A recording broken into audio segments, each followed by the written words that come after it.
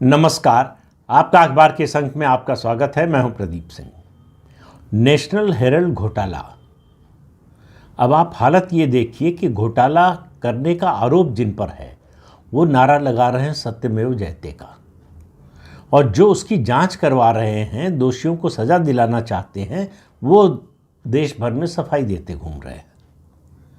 और ये इस स्थिति के लिए कांग्रेस पार्टी जिम्मेदार नहीं है। इस स्थिति के लिए केवल भाजपा और उसकी सरकार जिम्मेदार है, वही जवाबदेह है।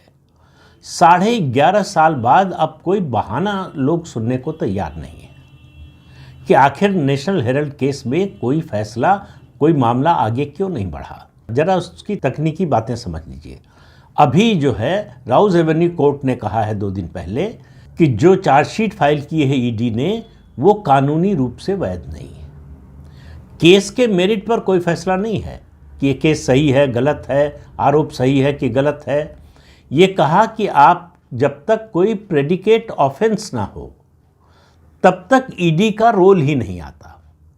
कैसे, जरा इस बात को समझ लीजिए कि जो पीएमएलए का कानून बना था, मनी लॉन्ड्रिंग का कानून बना था, उसमें इस बात की व्यवस्था थी कि किसी प्राइवेट कंप्लेंट पर भी ईडी जांच कर सकती है। एक दूसरा, बिना प्रेडिकेट ऑफेंस का मतलब समझिए कि कोई भी एजेंसी एफआईआर दर्ज करे, जांच वहीं से शुरू होती है। उसकी पहली शर्त है एफआईआर।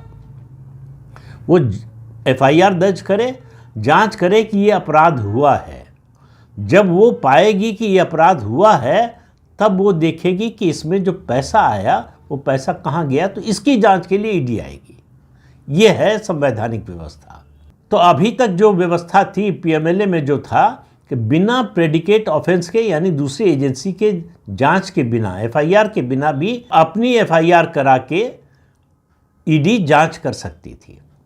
अब हमारे देश में एक विचित्र सा सिस्टम चल रहा है। सुप्रीम कोर्ट अपने फैसलों के जरिए कानून में संशोधन कर देता है, और ये धड़ल्ले से चल रहा है। इसको रोकने वाला कोई नहीं है, और शायद किसी की ना तो नीयत है ना हिम्मत है। तो 22-23 में 2-3 ऐसे फैसले दिए 2022-23 में सुप्रीम कोर्ट में, जिसमें कहा कि पीएमएलए में ये बदलाव करना होगा। क्या बदलाव करना होगा? कि बिना प्रेडिकेट ऑफेंस के ईडी जांच नहीं कर सकती। यानी जब तक कोई एजेंसी, उसमें पुलिस हो, अभी जैसे 3 अक्टूबर को दिल्ली पुलिस की इकोनॉमिक ऑफेंसेस विंग ने नेशनल हेराल्ड मामले में एफआईआर दर्ज की है, उसकी जांच हो, और उसमें इस जांच एजेंसी को पता चले, अदालत में साबित होगा नहीं होगा वो बात की बात है, जांच एजेंसी को पता चले इसमें घोटाला हुआ है और उस घोटाले का पैसा कहाँ गया है, ये ईडी जांच करेगी। तो जब ये शर्त लगा दी सुप्रीम कोर्ट ने कि जब तक प्रेडिकेट ऑफेंस नहीं होगा तब तक ईडी की भूमिका नहीं आएगी, जांच नहीं कर सकती। तो सवाल ये है, इस बात को 2.5-3 साल हो रहे हैं। ईडी तब से क्या कर रही थी? 3 अक्टूबर को ही क्यों एफआईआर दर्ज हुई? इस मामले की सुनवाई 24 जुलाई को पूरी हो गई। 29 जुलाई को फैसला आना था राउज एवेन्यू कोर्ट का, और वो टलता रहा। क्यों टलता रहा मुझे नहीं मालूम, टलता रहा, और वो फैसला अब आया है। अब फैसला आया है कि राउज एवेन्यू कोर्ट ने ये कहा है कि हम ईडी की जो चार्जशीट है उसका कॉग्निजेंस नहीं ले सकते, लेकिन कहा आप जांच करते रहिए। दिल्ली पुलिस ने एफआईआर दर्ज कर दी है, वो जांच करेगी। जब वो पाएगी कि इसमें घोटाला हुआ है, तब आपकी भूमिका आएगी। ये मामला नेशनल हेराल्ड का 2012-13 से चल रहा है, जब कांग्रेस की सरकार थी केंद्र में। सुब्रमण्यम स्वामी की शिकायत पर अदालत के आदेश पर जांच शुरू हुई। अदालत में कहीं, चाहे लोअर कोर्ट हो, चाहे हाई कोर्ट हो या सुप्रीम कोर्ट हो, हर जगह गांधी परिवार रिलीफ मांगने के लिए गया, कहीं नहीं मिला। ईडी ने समन भेजकर राहुल गांधी, सोनिया गांधी और दूसरे लोगों को पूछताछ के लिए बुलाया। उन्होंने कोशिश की कि ये समन रद्द हो जाए। इनकम टैक्स का भी मामला था, उसकी भी जांच रुकवाने की कोशिश की, वो भी सुप्रीम कोर्ट ने मना कर दिया। जब ईडी समन भेज रहा था पूछताछ के लिए और ये रद्द करवाने गए, तब भी सुप्रीम कोर्ट ने ये नहीं कहा कि भाई ईडी का तो रोल ही नहीं है, आप समन कैसे भेज रहे हैं। अब आप खेल को समझिए। ये सब ऐसा लगता है, मुझे मालूम नहीं है कि नहीं, सब नूरा कुश्ती चल रही थी कि हम देखो कार्रवाई कर रहे हैं। वो खेल खेल रहे थे, विक्टिम कार्ड खेल रहे थे कि देखो हमको जो है पॉलिटिकल वेंडेटा के तहत फंसाया जा रहा है। मामला 2000 करोड़ से ज़्यादा की संपत्ति का है। ईडी इसमें संपत्ति अटैच भी कर चुकी है। अदालत ने उस पर कोई स्टे नहीं लगाया।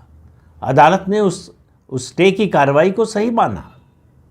अब अदालत कह रही, जब चार्जशीट फाइल हो गई तो कह रही कि आपने जो है, आपको चार्जशीट फाइल करने का अधिकार ही नहीं है बिना प्रेडिकेट ऑफेंस के।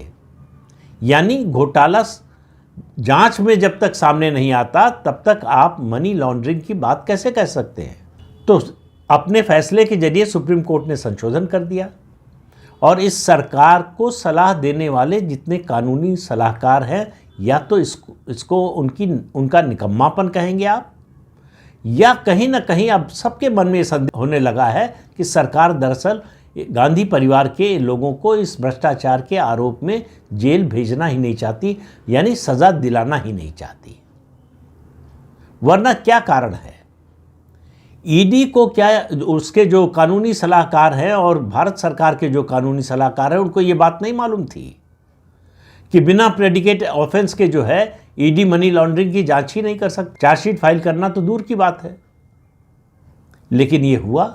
अब मामला कहाँ आया? 2013 में जहां शुरू हुआ था वहीं आ गया है। प्रेडिकेट ऑफेंस के बारे में जब सुप्रीम कोर्ट ने कहा था तो उसी से स्पष्ट हो गया था कि किसी प्राइवेट व्यक्ति की कंप्लेंट पर जांच ईडी नहीं कर सकती है। तब उस समय तक ये चलाया जा रहा था कि सुब्रमण्यम स्वामी क्या कर रहे हैं, वो इस पक्ष में रहेंगे या खिलाफ हो जाएंगे, वो कांग्रेस से मिल तो नहीं जाएंगे, कांग्रेस से मिलकर कहीं वो कंप्लेंट अपनी वापस तो नहीं ले लेंगे। अगर ये सब डर आपके मन में था, आशंका थी, तो आपने एफआईआर दर्ज क्यों नहीं कराई? उसके बारे में भाजपा का कोई नेता कुछ नहीं बता रहा है कि एफआईआर क्यों नहीं दर्ज कराई गई। क्यों नहीं दिल्ली पुलिस ने, सीबीआई ने या किसी और एजेंसी ने एफआईआर दर्ज क्यों नहीं कराई? ईडी सीधे कैसे मनी लॉन्ड्रिंग की जांच करने लगी बिना ये किसी जांच एजेंसी के बताए हुए कि घोटाला हुआ है? ये बिल्कुल ओपन एंड शट केस है। क्या घोटाला हुआ है, ये सब कुछ सारे तथ्य सामने आ चुके हैं। किस तरह से 2000 करोड़ की संपत्ति वाली कंपनी को हड़प लिया गांधी परिवार के सदस्यों ने। यंग इंडिया जो कंपनी नई बनाई गई, जेल को ख़त्म करके उसमें 78% 78% शेयर होल्डर जो है सोनिया गांधी और राहुल गांधी हैं। और इस कंपनी के पास ऐसी संपत्तियां हैं जिसमें 60 लाख तक किराया आता है, जो भवन हैं, जो संपत्तियां हैं। सवाल यह है कि वो पैसा कहाँ जाता है। ईडी ने अपनी जांच में पाया कि फर्जी विज्ञापन दिखाए गए, फर्जी डोनेशन दिखाया गया और फर्जी खर्चे दिखाए गए, और सब कुछ हुआ। लेकिन जिन पर आरोप है वो खुलेआम घूम रहे, बल्कि वो जश्न मना रहे हैं कि देखिए हमारी कोर्ट से विजय हो गई। कोर्ट ने केस की मेरिट पर कोई फैसला नहीं दिया है। कोर्ट ने किसी भी स्टेज पर, चाहे वो राउज एवेन्यू कोर्ट हो, हाई कोर्ट हो, दिल्ली हाई कोर्ट हो या सुप्रीम कोर्ट हो, ये नहीं कहा कि ये आरोप जो लगाए गए हैं ये झूठे हैं, गलत हैं, निराधार हैं, या ये भी नहीं कहा कि इनकी जांच बंद हो जानी चाहिए, न इनकी जांच पर रोक लगाई। काम करना था जांच एजेंसियों को, मुकदमा लड़ने का इंतजाम करना था सरकार को। दोनों अपने कर्तव्य में विफल रहे हैं। अगर गांधी परिवार के ये दोनों सदस्य और उनके साथी जो इस कंपनी में शेयर होल्डर हैं, अगर वो जेल के बाहर हैं, इसके लिए सिर्फ और सिर्फ इस सरकार की व्यवस्था जिम्मेदार है। लोग अब ये बात सुनने को, ये बहाना सुनने को तैयार नहीं है कि आज भी सिस्टम कांग्रेस का चल रहा है। भाई सिस्टम कांग्रेस का चल रहा है तो आप क्या कर रहे हैं? मैं कह रहा हूं, मान लेता हूं कि सिस्टम कांग्रेस का है, मान लेता हूं कि न्यायपालिका में अब भी ऐसे लोग हैं जो इस सरकार के विरोधी हैं, जो इस देश की संस्कृति के विरोधी हैं। लेकिन सवाल यह है कि जो कानूनी विशेषज्ञ हैं उनका अपॉइंटमेंट तो आपने किया, उनको कानून की जानकारी नहीं है। अगर जानकारी नहीं है तो उनको अपॉइंट क्यों किया गया? ऐसे निकम्मे लोगों को आखिर क्यों इतनी बड़ी जिम्मेदारी दी गई? ये पूरा नेशनल हेराल्ड का केस जो है वो उलझता जा रहा है नीति और नियत के बीच में। सवाल ये उठ रहा है, फिर कह रहा हूँ सबके मन में ये सवाल है कि क्या वास्तव में भारतीय जनता पार्टी की सरकार, केंद्र सरकार, इस मामले में जो अपराध हुआ है उस अपराध को करने वालों को कानूनी रूप से सजा दिलाना चाहती है या नहीं। अभी तक मामला जिस तरह से आगे बढ़ा है उससे लगता है कि नहीं दिलाना चाहती। शायद वो ये इतना ही चाहती है कि ये मामला जीवित रहे, ये चर्चा में रहे, जो आरोपी हैं उनको सजा न मिलने पाए। तो आरोपी जितना कोशिश कर रहे हैं कि उनको सजा न मिले, उससे ज़्यादा सरकार इस मामले में तत्पर दिख रही है कि इनको सजा न मिले, क्योंकि सजा दिलाने के लिए दो ही तो तरीके हैं। एक, जांच एजेंसियों की भूमिका, दूसरा जो कानूनी सलाहकार या विशेषज्ञ या कानूनी अधिकारी हैं या सरकार के जो लीगल ऑफिसर हैं, उनकी वो केस किस तरह से अदालत में प्रेजेंट करते हैं। तो अब घूम फिर कर हम वहीं आ गए हैं जहां सुब्रमण्यम स्वामी की पहली जो शिकायत थी उस पर मामला शुरू हुआ था। अब दिल्ली पुलिस की इकोनॉमिक ऑफेंसेस विंग ने एफआईआर दर्ज की है। अब वो जांच करेगी इसकी कि इसमें भ्रष्टाचार हुआ है कि नहीं, घोटाला हुआ है कि नहीं। फिर वो जांच से ये बताएगी कि इसमें भ्रष्टाचार हुआ है और इतने पैसे का हुआ है, वो पैसा कहाँ गया। जैसे ही ये सवाल आएगा तब ईडी की भूमिका आएगी। हालांकि एनफोर्समेंट डायरेक्टरेट कह रहा है, उसके वकील कह रहे हैं, उसके अधिकारी कह रहे हैं कि ये जो राउज एवेन्यू कोर्ट का फैसला है हम इसको चैलेंज करेंगे हाई कोर्ट में। हाई कोर्ट में क्या होगा नहीं होगा नहीं मालूम, लेकिन ये जो खेल है अदालत का, ये सवाल है कि कब तक चलेगा। और अदालत पर भी सवाल है कि जो केस 12-13 साल से चल रहा है, इसमें जैसे ही ईडी की जांच शुरू हुई, क्यों नहीं अदालत ने रोका कि भाई आप कहां से आ गए।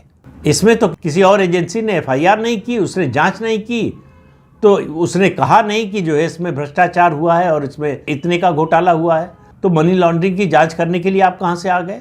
और अब भी चार्जशीट की कॉग्निजेंस लेने से मना करते हुए राउज एवेन्यू कोर्ट ने ईडी से कहा आप जांच करते रहिए। मतलब किस तरह का तमाशा चल रहा है इस देश में। अदालत किस तरह से चलती है, फैसले किस तरह से होते हैं, सरकार के लीगल ऑफिसर्स किस तरह से काम करते हैं, और सवाल ये है कि उनको ब्रीफ क्या होता है, चाहे एजेंसी हो चाहे लीगल ऑफिसर हो। एजेंसी आप मान कर चलिए कि सरकार का रुख देखकर चलती है कि इस मामले में सरकार गंभीर है या नहीं। सरकार गंभीर है तो जांच तेजी से होती है, ईमानदारी से होती है। सरकार गंभीर नहीं है तो जांच धीमी हो जाती है और इसमें ढिलाई के साथ साथ एविडेंस को कमज़ोर करने की भी कोशिश होती है। तो ये नेशनल हेराल्ड का घोटाला, ये मामला ऐसा है जो इस सरकार की कमज़ोरी को उजागर करता है। कांग्रेस की सरकार के समय झूठे केस में, झूठे आरोप में इसी भारतीय जनता पार्टी के नेता जेल जा चुके हैं, और उसका सबसे बड़ा उदाहरण है केंद्रीय गृह मंत्री अमित शाह। झूठे केस में कितने समय तक उनको जेल में रखा गया, बेल नहीं लेने दिया गया, उनको गुजरात से बाहर कर दिया गया। सब कुछ निराधार केस पर, झूठे केस पर हुआ। यहाँ किसी भी लीगल एक्सपर्ट से पूछ लीजिए नेशनल हेराल्ड केस के मामले में, वो कहेगा ये ओपन एंड शट केस है, इसमें ज़्यादा कुछ साबित करने की ज़रूरत ही नहीं है, सब कुछ डॉक्यूमेंटेड है। लेकिन फिर भी 12 साल हो गए, आरोपियों को सज़ा मिलना तो दूर, सज़ा के आसपास भी नहीं पहुँचे हैं। भाई जब तक चार्जशीट का कॉग्निजेंस नहीं लेगी कोर्ट, तब तक आरोप तय नहीं होंगे। आरोप तय नहीं होंगे तो मुकदमा नहीं शुरू होगा। और अपने यहाँ अपने देश में मुकदमा कब तक चलता है, कितने साल तक चलता है, आप सबको मालूम है। और आप उदाहरण देखिए, पूर्व गृह मंत्री और पूर्व वित्त मंत्री पी चिदम्बरम, उन पर भी इसी तरह के आरोप हैं, मनी लॉन्ड्रिंग और क्या क्या आरोप हैं। उनको मुझे तो अब साल की गिनती भी याद नहीं है कि 3 साल, 4 साल, 5 साल, 6 साल, 7 साल, कितने साल से लगातार उनकी ज़मानत एक्सटेंड हो रही है। हर बार डेट ले लेते हैं, और यही लोग, वो जज जो एक्सटेंशन देते हैं और ये चिदम्बरम जैसे वकील ये कहते हैं कि पेंडिंग केसेस की संख्या बहुत बढ़ रही है, जल्दी फैसले नहीं होते। अरे भाई, आप अपने मामले में ही जल्दी फैसला करा लीजिए। जरा सुप्रीम कोर्ट केवल इस बात का अध्ययन कर ले कि उसके यहाँ जमानत के कितने मामले कितने बरस से पेंडिंग है। आपने नियम तो बना दिया कि बेल जो है वो नियम है और जेल जो है अपवाद है, लेकिन बेल के बारे में आप फैसला करेंगे तब तो। किसी ने बेल ले ली और उस पर लगातार स्टे मिल रहा, उसका फैसला ही नहीं हो रहा है कि इस आदमी की बेल बनी रहनी चाहिए या जेल जाना चाहिए। तो नेशनल हेराल्ड का केस एक बहुत बड़ा उदाहरण है कि कैसे न्यायपालिका, कार्यपालिका, सरकार और पूरा लीगल सिस्टम जनता की नज़र में नाकारा नज़र आ रहा है। अगर आप एक इतने सीधे साधे केस जिसमें सब प्रमाण मौजूद हैं, डॉक्यूमेंटेड हैं, उसका फैसला नहीं करवा पा रहे हैं, उसकी जांच पूरी नहीं करवा पा रहे हैं, उस केस को कानूनी तरीके से पेश नहीं कर पा रहे हैं, तो दोष किसका है? यहीं पर आकर आपकी नीयत पर सवाल उठता है और ये आने वाले दिनों में ये सवाल और तेजी से उठेगा। मैं फिर दोबारा इस बात को दोहरा रहा हूं कि अब ये बहाना इस सरकार के साथ नहीं चलेगा कि सिस्टम उनका है। तो अगर सिस्टम उनका मान ले कि उनका सिस्टम है और अब भी काम कर रहा है, आप सिस्टम 11.5 साल में नहीं बना पाए तो आप कहिए कि हमको 100 साल तक सत्ता में रखिए, तब हम सिस्टम बदल पाएंगे। और फिर कह रहा हूं कि भाई, जो सिस्टम है उसको तो छोड़ दीजिए। जो आपने सिस्टम बनाया है, जिन लोगों की नियुक्ति आपने की है, उनके इनकॉम्पिटेंस के लिए कौन जिम्मेदार है? किसकी जवाबदेही है? और अगर ये इनकॉम्पिटेंट हैं तो ये बने हुए क्यों हैं पद पर? कॉम्पिटेंट लोगों को लाइए, कौन रोक रहा है? तो नेशनल हेराल्ड केस एक संदेह पैदा करता है कि गांधी परिवार और भाजपा सरकार के बीच में कोई ना कोई अंडरस्टैंडिंग चल रही है। अब इसका मेरे पास कोई प्रमाण नहीं है, लेकिन जो घटनाक्रम है वो ये संदेह पैदा करता है। हो सकता है ये बिल्कुल गलत हो, निराधार हो, लेकिन उस संदेह को दूर करने का काम, उसकी जिम्मेदारी भी सरकार की है, व्यवस्था की है। क्या आने वाले दिनों में ऐसा होगा, इसकी उम्मीद कर सकते हैं? अभी तक के रवैये से तो नहीं लगता है। तो इस अंक में इतना ही। अगले अंक में फिर मिलेंगे किसी नए मुद्दे के साथ। तब तक के लिए अनुमति दीजिए। आपसे अनुरोध है कि चैनल देखिए, शेयर कीजिए, लाइक कीजिए और सब्सक्राइब जरूर कीजिए। नमस्कार।